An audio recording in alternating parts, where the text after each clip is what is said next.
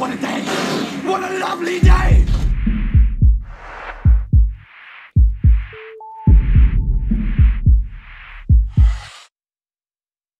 Welcome to Flat Earth Debate.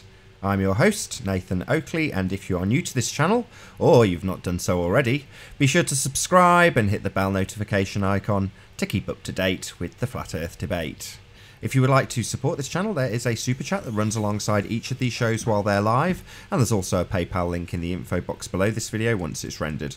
Most importantly, if you would like to join the discussion, simply mute the page you are currently watching, then click the link in the info box below this video to join the panel and express your views on the shape of the Earth. If you do join, please don't swear. If you do, you'll be ejected, and if you are, please don't try to rejoin the stream using sock accounts. You'll be warmly welcome back on the next stream.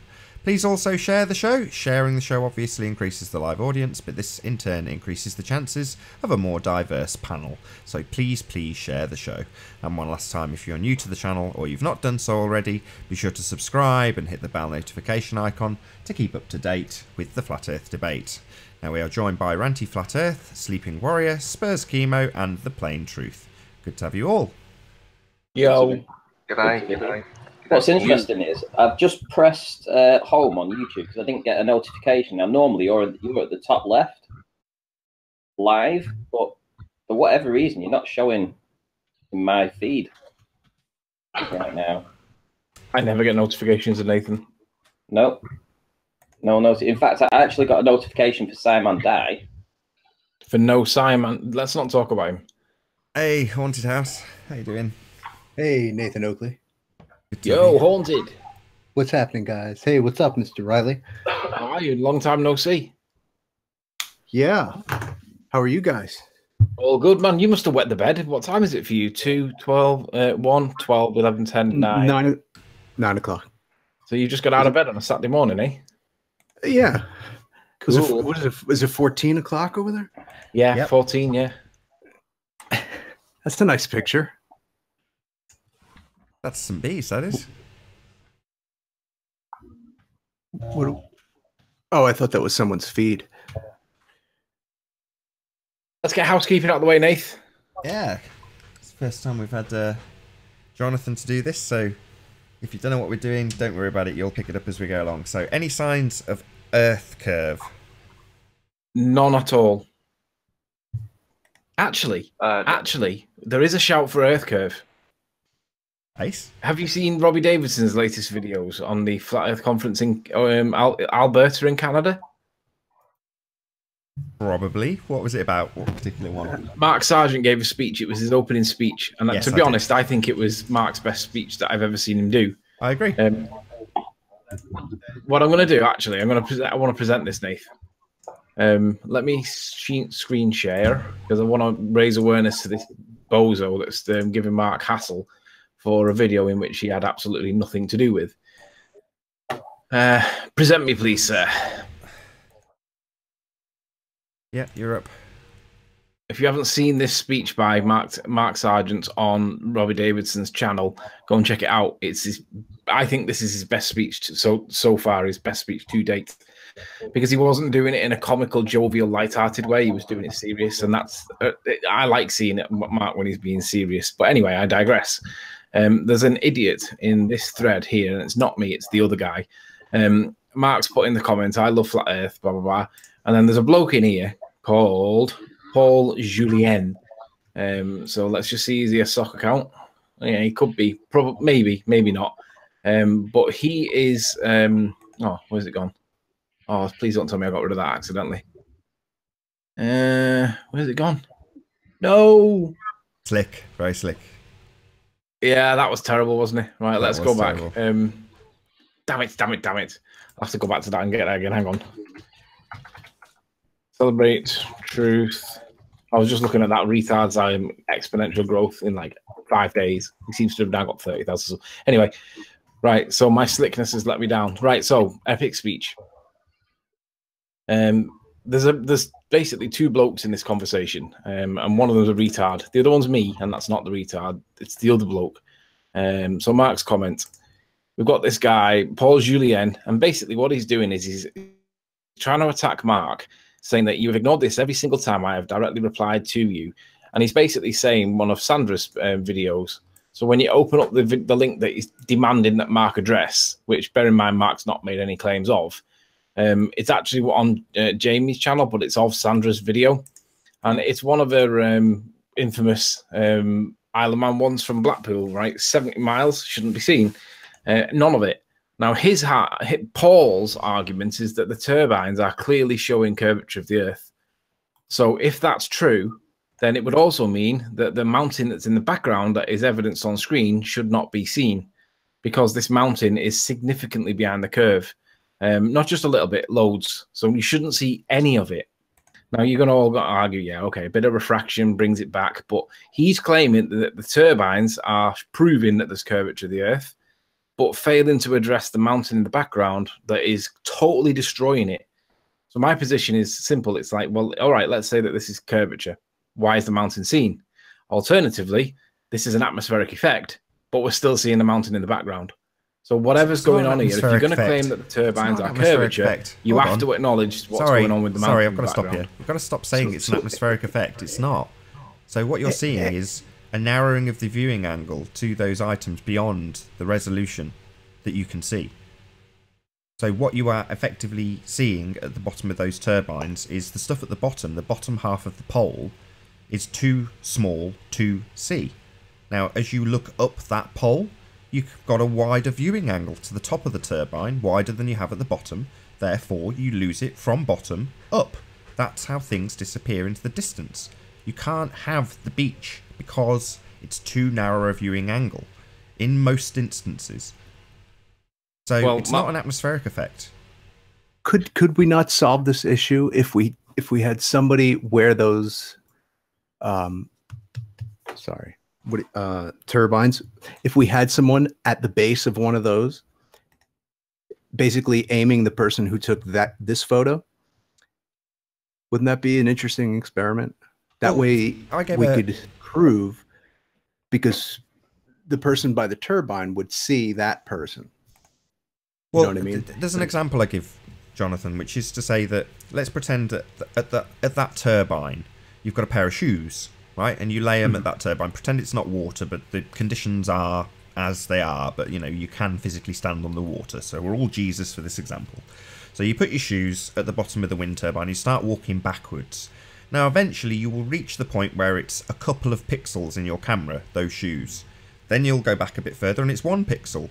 Then you'll go back a bit further and it disappears completely from view because it's beyond the angular resolution. However, if somebody then walks into frame and puts on those shoes, that's not to say that you haven't still got the wider viewing angle to the top of that person's head, showing you everything of that person but the shoes. You will. And in this instance, we're seeing everything but the shoes of the turbine because the viewing angle is just too narrow to the bottom of them. So it's not an atmospheric condition. I'm sorry to jump all over you about this, Anthony.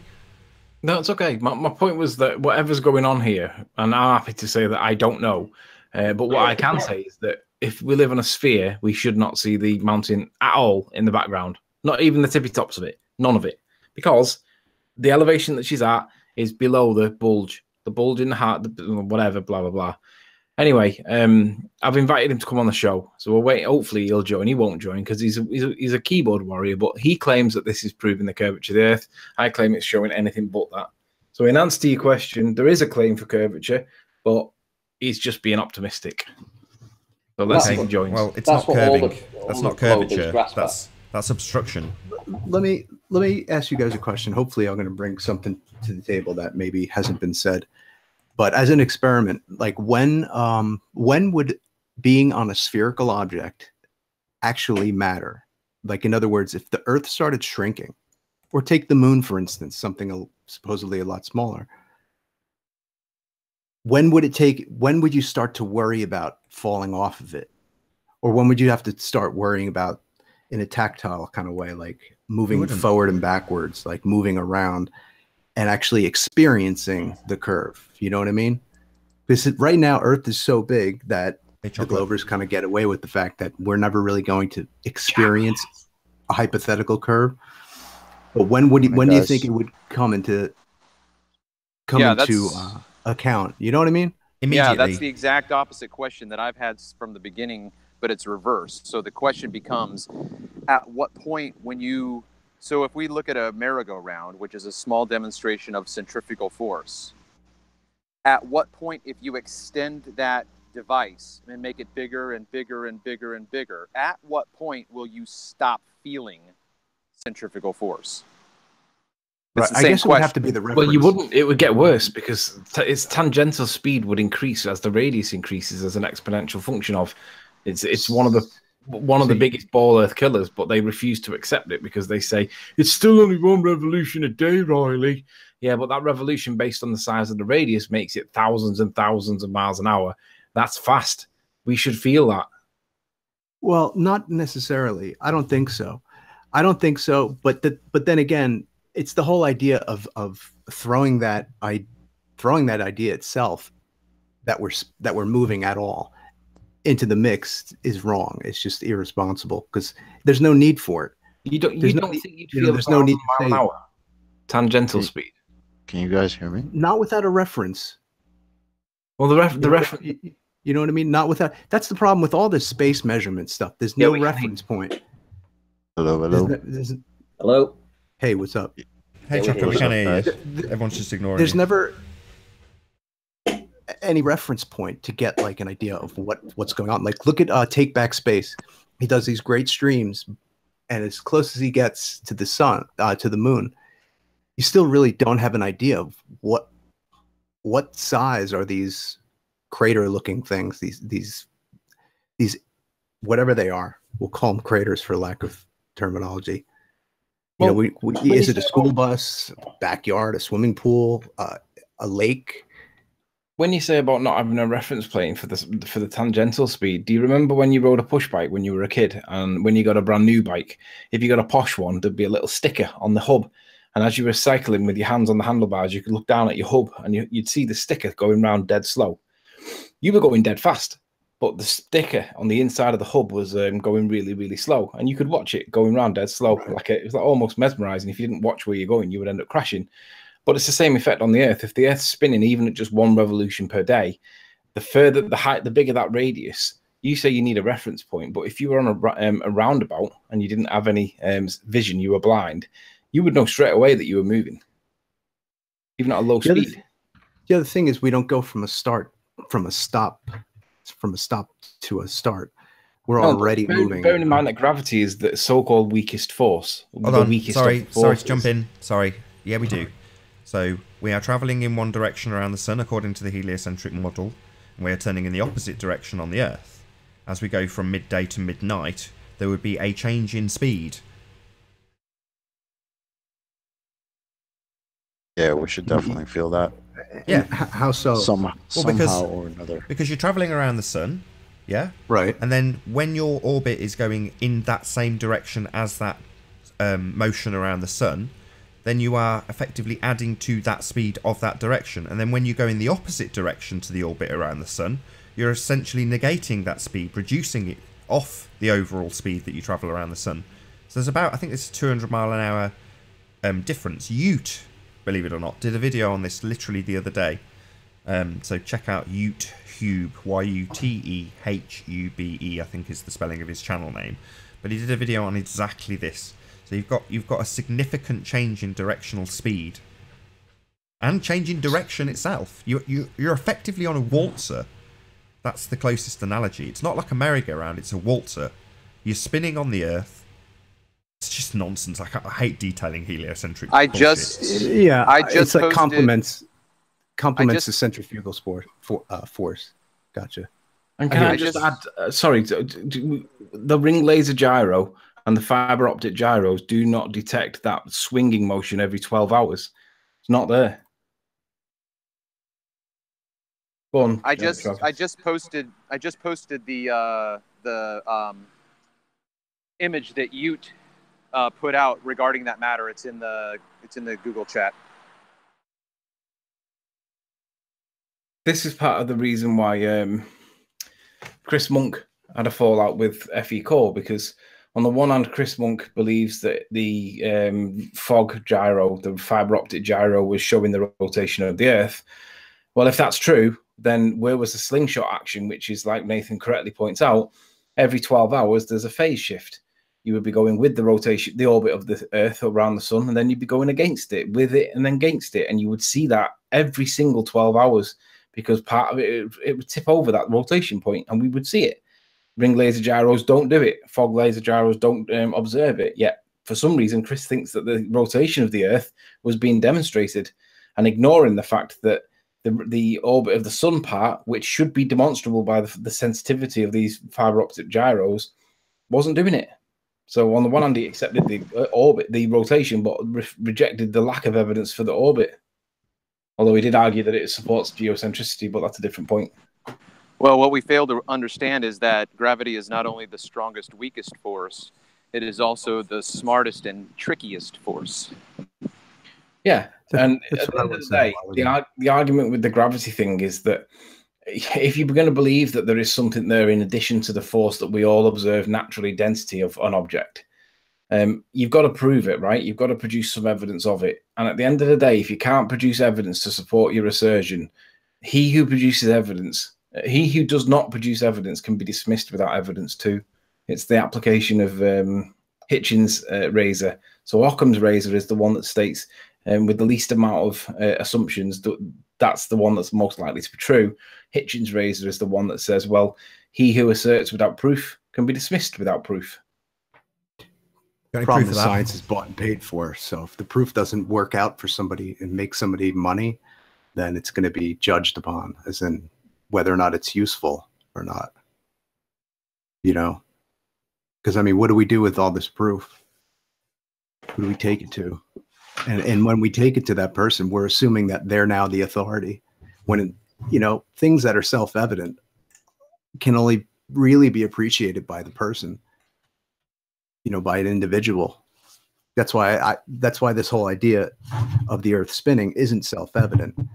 You know, you're primed to believe and to think that the Earth is spinning, but no one would ever conceive of it. No one would ever think the Earth is moving. There's absolutely no reason to think about it, even consider it.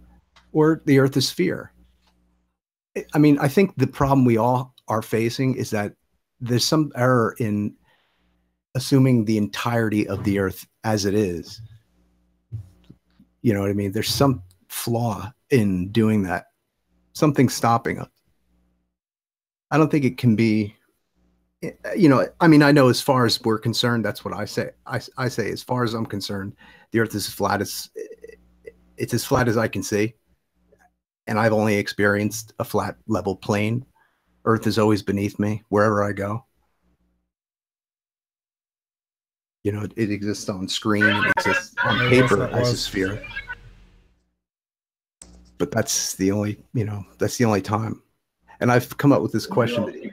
Instead of getting people to prove things, like how does anyone verify the distance from Earth to the sun? Have you been keeping up to date with the flat Earth debate?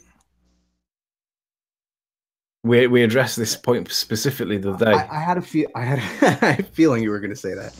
Well, we had Jimmy on, and he was asked by D Marble, "Can you name who it was that measured the distance to the sun?" He said, "Loads of people have done it." He says, "Oh, I name 5," and then he started. They named 4, and then Jimmy responded by saying, "Well, it was Cassini, and it was a guy called Christian Huygens." And when he said that, I jumped on it because I knew that Christian Huygens made an assumption when he calculated the distance to the sun. The assumption was that he assumed that Venus was the size of Earth, and for the purposes of his calculations, that was the actual size that he used. That then brings you to trigonometry. Trigonometry relies on having 3 known values when calculating the distances. You have to have either 2 angles and a length, or you have to have 2 lengths and an angle, but you need to have 3. And if you have the actual size of Venus, and then you have the angle that you observe, the perceived angle size of, you can then work out, if you do a bit more work, you can work out the distance to it, but it's based on the assumption that it's the size of Earth. Now that's a problem, and Jimmy wouldn't accept it. So basically what we realized is that the distance of 93 million miles to the sun, as measured and as calculated by Christian Huygens, when he was applying the transit of Venus, and Kepler's third law on interplanetary motion, is flawed, fundamentally flawed, because if you assume that Jupiter's the same size of Earth, then that rescales the whole of the solar system. If you assume that Mars is the same size as Earth, that'll rescale the whole size of the solar system. But then Jimmy said, well, how far out was he? And then Travis raised a valid point. Well, what's it being measured by? What's the comparison? Because are you now saying that you now know the transit of Venus?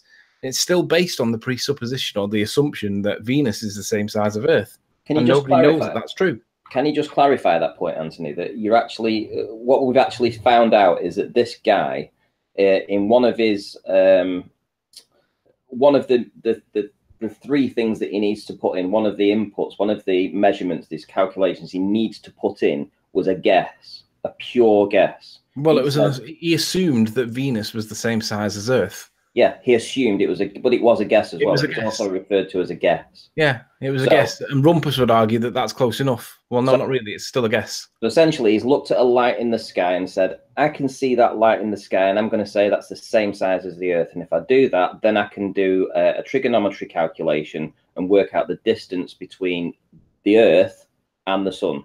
Well, there's a bit you miss out. So, yes, he does say Venus is the same size as Earth. Assuming that Earth is a sphere with a radius of, yeah, you missed that bit out. So yeah, he's also assuming he's standing on a sphere with the presupposition that he's standing on a sphere, and then he's got his measurement of that sphere, and then said that there light in the sky is the same size as this presupposed sphere that I could be standing on, and I'm going to say I am standing on, and that light's the same size as this sphere with this radius. It's now our sister planet. Yeah, so if you pre-assume that Venus is the same size of a pre-assumed Earth, then you have a scaled solar system, right?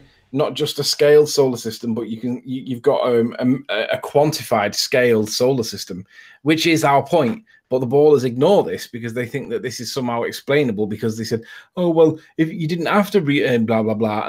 But we're waiting for somebody to come back with us for the reasons for this. But the bottom line is this, that there was a pre-assumption based on Venus being the same size as Earth. And as Nathan correctly points out, Earth was pre-assumed to be based on the same size of a radius. And the perfect guy to explain all this nonsense has just joined the hangout. Welcome, Rumpus. Welcome. So what can you do for us today? Are you going to tell us how they measured the distance to the sun? Yeah. Go on then, measured being the key word. Right, before we do that, measured. If I were to ask you how tall a tree was, would you accept a measurement of me using trigonometry? Say, for instance, if I were 100 feet from the tree and I walked up to the base of the tree and established 100 feet and measured that. Well, when I got asked hold on, let me finish my sentence. No, I would rather a literal measurement. Yeah, you might. Yeah, hold on. That's what I'm trying to establish, whether you'll accept calculations. That's what I'm trying to sort out. Not really. Well, let me pose a question.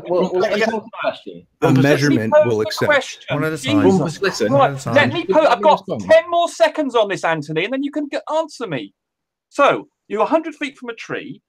At the point of 100 feet away, you make an angular observation of the angular size of the tree, and using basic trigonometry, you can then work out how tall the tree is. Would you accept that as a measurement of the height of the tree? Yes, because you know known values. You know two values. You know them implicitly. Excellent. You know So by comparison, what we're now going to have from you, Rumpus, presumably, is the distance to the sun, so we can work out how big the sun is. And you'll have an exact feet and inches measurement for the distance to the sun, right? Let me finish. You don't think you're reaching just a little bit with that one? Here we go. So using radar, or you can use the transit of Venus. Hold on. Sorry, when we were measuring the tree, you gave it us in feet and inches. Presumably, we'd run a tape measure between us and the tree, right? Well, you could do that with a laser measuring device. Oh, you didn't mention that. Oh, you didn't mention that when you talked about it. If you'd have said, well, we're going to fire a laser at the tree, I probably wouldn't have said yes, Rumpus. Wouldn't have said yes. Hold on, Rumpus. Listen, I know what you're saying. I understand what you're saying. Well, I didn't finish my sentence to the point. Well, before we get to that part, I just want to address the part that you've said already. Okay. It's a little bit of a reach to actually assume the distance of the sun the way you would assume the. You don't assume it. You don't assume. There's no assumptions involved. Well, you're not making a literal calculation. You're not making a measurement. There's no assumption. Sorry. Will we be measuring? Sorry, I just need to ask a quick question. So will this laser or radar be travelling through the medium of space to do this measurement by any chance, Rumpus? Correct. All right. Can you prove that we can have the pressurised system that I'm currently breathing next to a lower pressurised system or vacuum? Can you demonstrate that, please? I could do, but that's not really relevant to the point. We've just said that we are going to be doing it through an assumed medium of space. So I want to know that the air that I breathe... Sorry, shut up, Rumpus. Shut up. Right. Shut up. If you're going to assume a medium of space, I want you to prove, first and foremost, that we can have the gas pressure that I'm currently breathing next to the vacuum you're going to claim this measurement will be done in. No, you can't have the gas pressure you're breathing in next to a vacuum. That's correct, no. Oh, so how do we have that then? Because it very gradually tails off as it goes up. No, sorry, at the top level. Well, the top level, there's almost no pressure. There's next to nothing. Yes, sorry, almost no pressure. What's it pressing on? It's being attracted to the centre of the Earth. Sorry, what's it pressing on? It's expanding in all directions. It is subject to entropy. What's it pressing on? Well, it's being attracted to the centre of the Earth. And therefore Not attracted. Listen to the words I use. It's gas pressure. I want to know at the top what it's pressing on. On the other molecules below it. Sorry, at the top. At the top, not below it, above it. Well, it's oscillating around because it's hot. It therefore exerts a gas pressure. Sorry, what's it pressing on? Sorry? What's it pressing on at the top? The other molecules. At the top layer before the vacuum, it can't be pressing on the vacuum on molecules. There's a vacuum there. So at that layer, where there's gas pressure, what's it pressing on at the top? Well, A, it doesn't have to press on anything. B, the real... Oh, sorry, you just asserted that a vacuum doesn't need to press on something. I'd like you to demonstrate that. Okay, well, I don't have... You're just stuttering and mumbling. You've just asserted that it doesn't need to press on something to have pressure, right? Well, it depends... No, you're stuttering again. I'll say it a third time. You've just asserted that it does not need a lid. Show that to me. Correct. Show it me. Okay. Don't just assert it. Show me, Rumpus. Show me a vacuum chamber without a lid, please. Right, okay. Okay, let me finish my sentence. No, you will now back up your assertion that you don't need a bloody lid on a vacuum chamber because it's an imbecile statement that you've made. So you're not going to get to ask any bloody questions. You're going to show me... I'm not asking a question. Shh. I'm answering your question. Show me a vacuum without a lid. Right, let's see that. That's it. Jesus Christ, what a tosser. Right. Sorry, what did you just call me? Called you a tosser. Right, then get out. You wanker. Oh, God.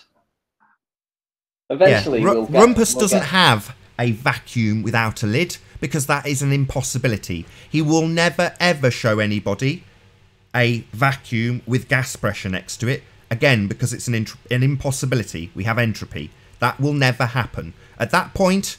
Rumpus is screwed, and all he's going to do is ad hom me. So if anybody wants to bitch and moan for kicking Rumpus out when he starts calling people tossers, when he's been asked a simple question, to back his assertion that you don't need a bloody lid on a vacuum. I mean, Rumpus, when are you going to admit that it's really difficult to prove your model? And that at some point, you just got to like say, hey, you know. I want to shout out to Arwin. So yesterday we had this conversation off air. Now I did actually re-up this on the main channel by accident and labelled it subscribe to my backup channel, but you can check it out on either of the two channels, Nathan Oakley or Nathan Oakley 1980. And the argument was essentially around the measurement of the distance to the moon. And Arwin was saying, well, you can smash that by debunking the technology they're using. And I said, no, you debunk the medium that they're going to measure through. If they're going to assume that you're measuring through the vacuum of space, they must first demonstrate that what I experience here on Earth, gas pressure, can have a vacuum next to it, which is what the heliocentric system demands. So if he can't prove that, then he's not going to be measuring through that medium. So his stuff immediately becomes rendered useless, as does anything that references space. So if you want to debunk anything where they say, I've got a picture of Earth from space, I can measure the distance to the moon, I know the satellite's up there, really? What, up in the vacuum of space? Well, I've got gas pressure here, it's self-evident, I breathe it. So if you show me that next to a vacuum, and you'll have what Rumpus did, the net result being him calling me a tosser, rather than showing me a vacuum without a lid, which he's never going to show me. Well, one thing they always say is that the atmosphere itself that we live in, that, you know, the very, very top of it, it's almost no pressure at all, yeah? Almost non-existent. But what they forget then to remember is that the vacuum of space is still at full force. It's a negative. It's a negative system, so it's going to flow from the higher pressure system to the lower pressure system. Obviously, that's what entropy is. But they say, oh no, it just gets less and less and less and less, and eventually we have a vacuum. It's like, well, show us that then. If it's a vacuum or near vacuum, a low pressure system, show me a high pressure system next to a low pressure system without a barrier. Oh, I can't do that. There's no gradients of a vacuum. A vacuum is just a vacuum. That's it. Oh, until you get another gas next to it. Then suddenly it's not a vacuum anymore. No, there is a gradient of vacuum, Ranty. It's measured in torrs, and the stronger the vacuum, that's not true. There is a measurement in torrs of the vacuum of space. Okay, so what they're saying then, there's a happy medium between the two, where space, a vacuum can exist and the atmosphere can exist. No, that's what they claim. And they'll have an equilibrium. You try and show that to me. Demonstrate that you can have low pressure next to high pressure without entropy taking place. And they'll imply that there's a thing called a super vacuum. And they'll say, well, space isn't a super vacuum. But ultimately, Nathan, if you don't mind presenting my screen for a second whilst I just make this point. I was talking before about Hitchins' razor. That which can be asserted without evidence can be dismissed without evidence. I'd forgotten about this saying, to be honest. I saw somebody mention it on my most recent video to Arwin. Ultimately, if you're not going to prove that a vacuum can exist with an open lid, then we don't even have to fight it. You've got to prove that a vacuum can exist without an operative lid, and that's what Wumpus cannot do. And I agree with you, Nathan. You can't do it. George in. He's in the chat. Come on, George. George needs to be in here. You're mouthing off a lot in chat. Let's see you explain some of this stuff away with evidence. And Nathan and Anthony, I would verify the tree. I would climb the tree with rope. Let's say a good hefty bundle of rope. Drop the rope when I'm at the top, right? Mark it or cut it, and then when I get back down to the ground, extend out the rope. Now from there, we could actually get a definite measurement of how tall that tree is. Yeah, there's no real tangible way to do it. Well, you can use trig. You can use trig, but the problem is when I was that's a calculation. That's what I was trying. When I was at the hill at St. Bees and everybody was asking how high were you, and the answer was I didn't know. We had to go back with a tape measure and literally measure it, right? Physically measure it. And even then it took us 3 or 4 goes because Al Kay went and did it. He didn't get it right. Miles the Liar Davis, he went and did it. He didn't get it right. We did it twice, didn't get it accurate. We were all getting different measurement, right? So how long were you guys measuring? 100 feet, call it. But it was down the contour. And how are you doing it? How are you trying to measure it? Chucking a tape. What's that?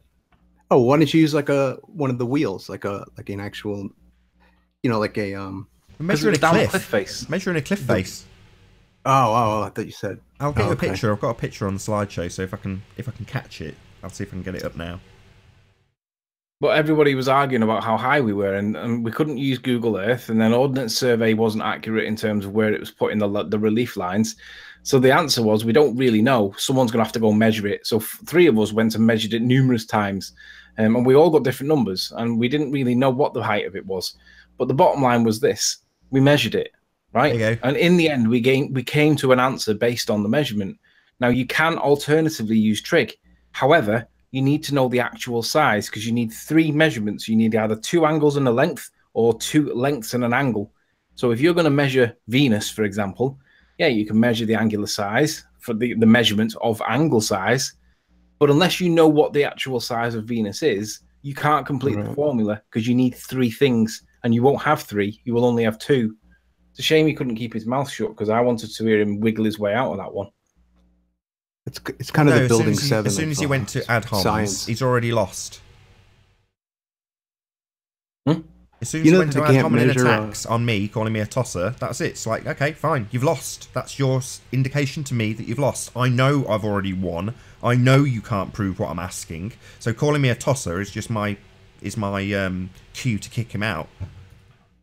Yeah, but to be fair though, Nate, some people would argue that you called him shut up first. Called him shut up? Well, what I'm saying is they would argue that you were rude first. What exactly does tosser come from? Wanker. Masturbator. So a tosser? Okay. Well, wanker, yeah. I'm trying to trying to figure out the etymology. Like, all I'm saying is, at that point, I know he cannot show me what he needs to show to prove that you have gas pressure next to a vacuum, which is a vacuum without a lid on it. Yeah. Well, he's not going to do that, and his resort was to say tosser. So it's like, okay, if that's what you're going to do rather than try and give an explanation, then I'm just going to kick you out. That's why they imply the Kármán line. That's one of the things they wanted in our heads, that there's an actual line there, like at 60 miles or 350,000 feet. There's a line, a physical thing there. Yeah, it's all nonsense. They can't prove any of it. They just want you to. They build. It's like what Tesla said. They build you a construct of mathematical garb designed to impress and deceive, and it bears no resemblance whatsoever on the real world. None. Oh, there's some video that has surfaced of Walter Russell and his wife at their house in Virginia, circa maybe the 40s, 50s. And that's just more proof that Tesla actually did exist. Because I have a problem with the fact that there's no video, there's no radio, there's no audio of Nikola Tesla.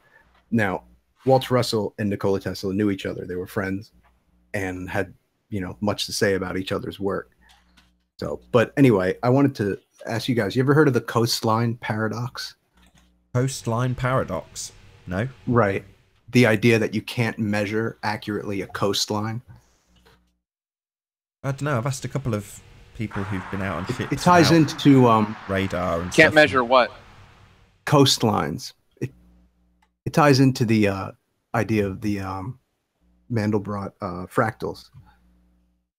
Okay, tell us. Because basically, every time you measure one more like crevasse, one more like angle inward. This is all these little, ruts, sort of angles towards the center of the body of land. Let me get a better idea of proof of the impossibility is pretty down. I'm not following you. You're saying because You of end up- erosion as you're doing it or something? Yeah. Okay. Endless nooks and crannies carved into the land.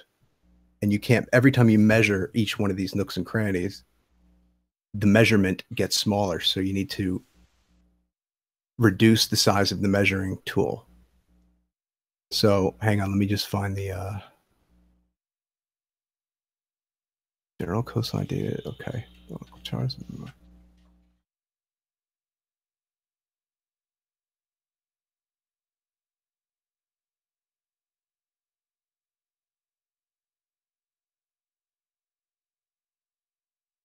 Indigo 007 saying there's a number file video on this, apparently. Yeah, I think there was. There's a video, there's a pretty good documentary, a little mini documentary on that guy Mandelbrot and what he did for IBM and the mathematicians who dealt with this problem. So, the title of the debate, Nathan, Fake It to Make It. Care to elaborate on that?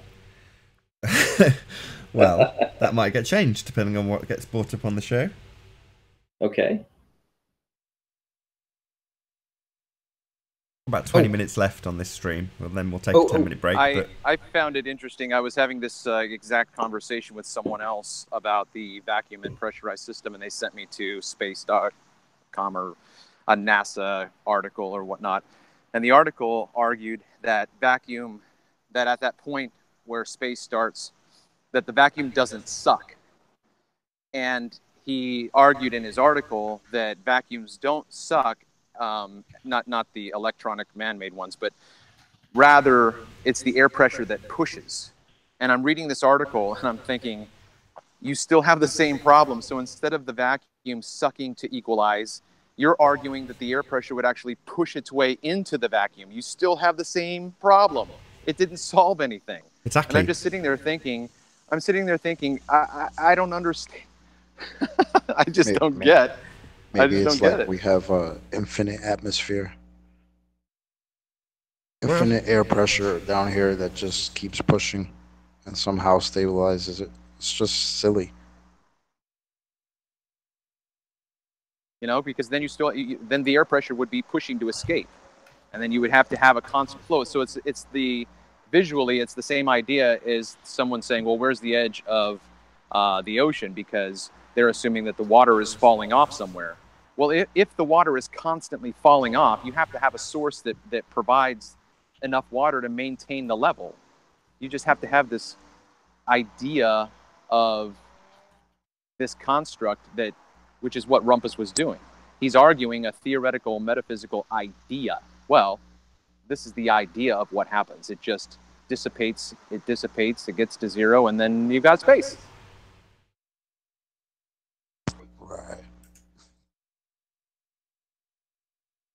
Basically, it's the issue with all the little angles on the coastline. The degree of cartographic generalization, since the landmass has features at all scales, from hundreds of kilometers in size to tiny fractions of a millimeter, there's no obvious size of the smallest feature that should be measured around, and hence no single well-defined perimeter to the landmass. Various approximations exist when specific assumptions are made about minimum feature. In other words, each time you try to measure the indent of the coastline, you're now going to have to change the measurement, change the way you're measuring, and keep compensating for the next angle inward. I understand. So what you're saying is you come 10 miles off the coast and you go, right, I can see 50 miles of coastline. But every 10 miles it kind of goes in. So let's get a bit closer. So you go, right, let's look at this 10-mile stretch of coastline.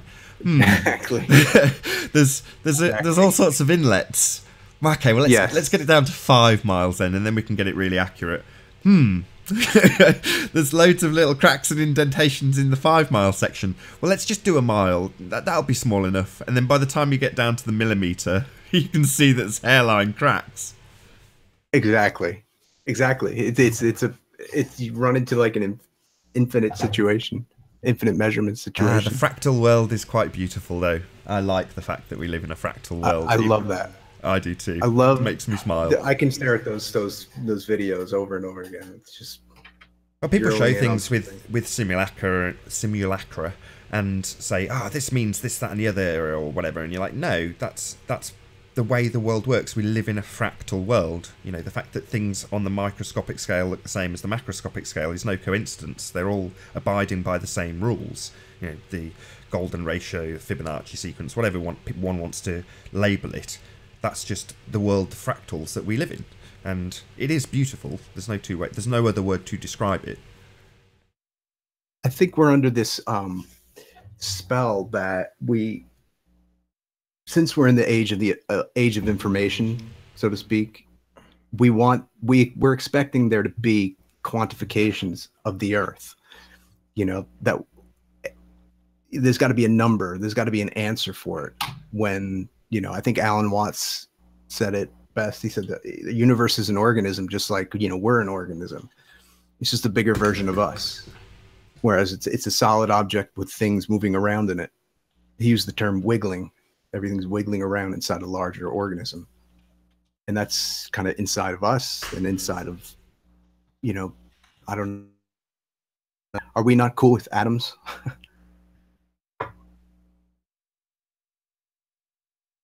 I think molecular strands do exist. You don't really need too much of a powerful microscope. Sorry, I've just read what FE Viking has put. GH's boyfriend, BM, has filed a restraining order against him. Shout out to Bill Miller, the unicorn. Cool. I didn't mean to interrupt you then. Sorry, John. Carry on, mate. So it doesn't, it really doesn't end. It's just a matter of when. This is what my interpretation of enlightenment is. The point at which you can say, I'm okay with not knowing, or I'm okay with that measurement. Because it's the quantification that gets us in trouble. People want to start throwing values at things. Right, as we've probably got about 10 or 15 minutes left. Branty's around. See if Hopefully you will. I'm still around, yeah.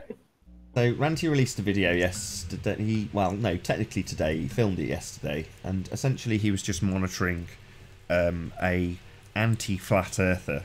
So if anybody thinks flat Earth is a very small corner of the internet, you'd be right. But we also have a offshoot of flat Earth, which is anti-flat Earth, which is even smaller. It's a very small corner of the internet. Anyway, in this little small corner of the internet, we have a chap called Simon Dan. He's made a couple of response videos to us. Bit of an arrogant prick. Not the best videographer in the world. He's alright. But in the last...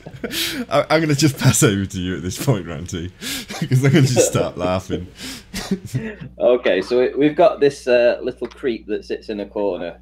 With a really bad gay haircut. With a really bad gay haircut, and he has a little globe ball that sits behind him on his shelf, and a couple of magazines, and that's it. And this is all you see of the guy. And he sits there, and I think he's only put about 20 videos out. And it's basically just going after flat earthers for their videos, and he only does like 7. He's so boring as well. I mean, if you listen to the guy, he's so boring. And anyway, he got on our radar when we were talking about that Ailsa Craig stuff. Do you remember? And he did a response video to that, showed himself up to be a complete idiot. And I noticed his subscribers were rising back then, and I was speaking to Nathan about it, and he says, "Oh, don't worry about it. It's a fad. It'll go away." Well, we found out yesterday that it hasn't really gone away. In the last week, I think he's put on, what is it, about 20,000 subscribers in the last week?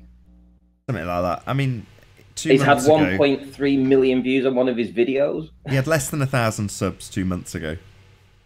He did. He had 606 subs 2 months ago. And within 2 weeks, I think he put on 1,000. And in the last week, he's literally gone viral, seriously viral. And I was monitoring it and doing a live stream on it. And I was literally refreshing every minute or so, or every 5 minutes, and seeing that he had another 40 subscribers. And that his videos were getting another 20,000 views within 5 minutes. It was insane. And, just thought we'd bring this to the people's attention, because faking it to make it, it's all well and good saying that you can buy subs and you can buy views and stuff like that, because we know that the flat earthers have done it in the past. And I'm talking specifically to awake souls here, who have absolutely admitted doing that. But to find a ball earther doing it so in your face, I mean, it's literally so in your face. You can go to his channel now, and you can look at his subscriber count, refresh your screen within 10 minutes. I guarantee he'll have another, probably another 100 subs within 10, 15 minutes. Well, let me add to that. I'm going to challenge Sai Mandan. Given that his name is Sai Mandan, that Sai must mean science, right? I'm going to ask you, Sai Mandan, to prove the distance to the sun. Now, I know what you're going to come back with, so I'll preempt what you're going to come back with, which would be the current science. But I want you to demonstrate the procedure, who did it and how it was done for the distance to the sun. Because we know that Kepler's third law on interplanetary motion states that the parallax is how they did it with the measurement. Globe philosophy. Ranty, are you watching?